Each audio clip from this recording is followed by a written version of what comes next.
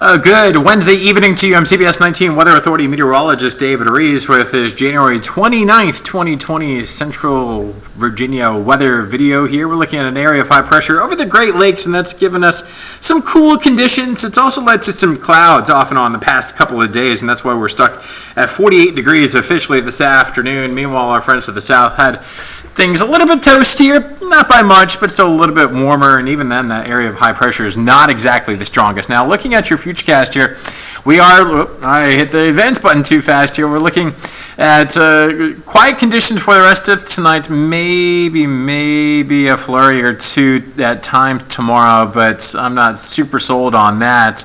I think it's going to be a little bit too dry. And then Friday, that's the 31st, we're going to be dry throughout the entirety of the day.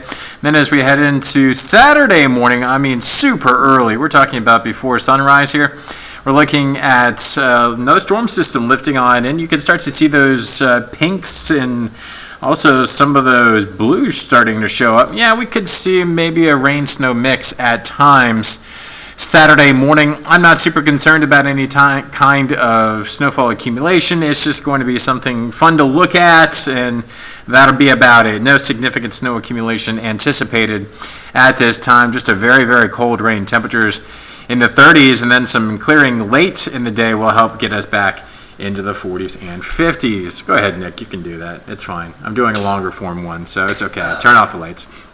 And here on the European forecast, we're looking at, again, 500 millibar vorticity energy in the atmosphere, and you can see why we have that storm system rolling on through this energy right here. However, on Sunday, we're going to have to watch this energy back up here across parts of Minnesota and Wisconsin. That's going to dive our direction. It could help spark off a couple of more showers, maybe even a few rain-snow showers mixed together Saturday night, Sunday morning, and then that departs, and we have a big bubble of high pressure building over the top of us, and that nudge of high pressure is allowing temperatures to get all the way back into the 50s, 60s, maybe some 70s. I'll show you one computer model showing that in just a second here.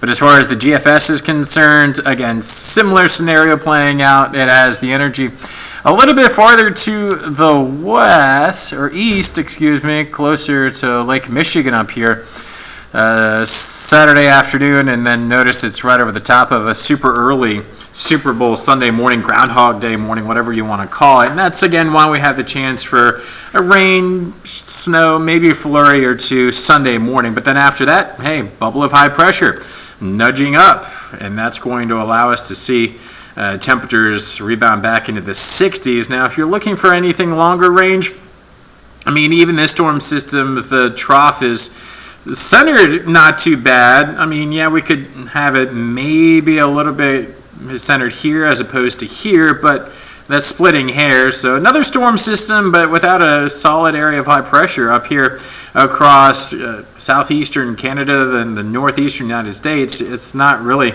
going to amount to a whole lot, at least not wintry. So the beat just kind of goes on. Here's a look at 500 millibar or 850 millibar temperatures, and also mean sea level pressure. You can see the area of low pressure developing off the outer banks right here. There's the area of low pressure. Well, guess what? It's going up towards Halifax, so that's not going to be an issue. We are looking at, again, that cooler air mass settling in, upper low, equal weatherman's woe, with that piece of energy coming in from the northwest. Yeah, again, maybe a snow shower or two Sunday morning, so we'll keep a close eye on that. But then, yeah, this guy, look at it. It's going to be a big one. And that's going to allow for a lot of warm air to spill our direction. In fact, here's a look at just how warm we're looking at here. I probably have a few too many temperatures on here, but it is what it is. Now let's get this to current time. I forgot to do this earlier in the video, so my apologies. But notice how quickly we can change all that.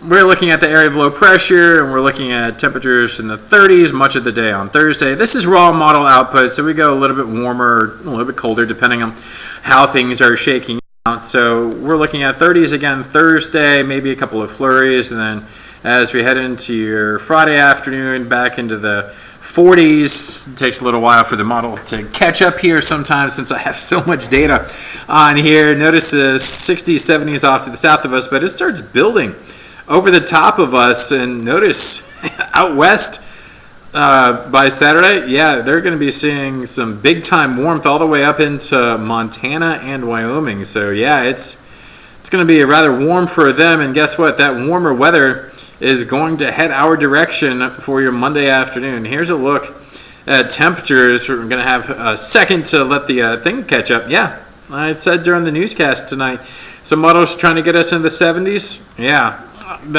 notice everybody else though in the 60s, so that's why we're not gung-ho about the 70s. But yeah, regardless, it's going to be on the warmer side, not only Monday afternoon, but also Tuesday afternoon as well, back into the 50s and 60s. Now, Wednesday, we're going to be looking at another storm system arriving. That's going to help cool us off just a little bit. And by next Thursday, cold front coming on through. So by next Friday, we're going to be trying to cool off at least a little bit more. But between now and then, maybe a rain-snow mix, maybe Saturday morning and again Saturday night, Sunday morning, maybe. I'm not super hopeful on that. And then as we head into the first half of next week, it's going to be on the warmer side. Temperatures at or above at least 55, 60, maybe near 70. So if you're a warm weather fan, it continues. If you're looking for some cold and snow, it's just not looking really likely over the next several days.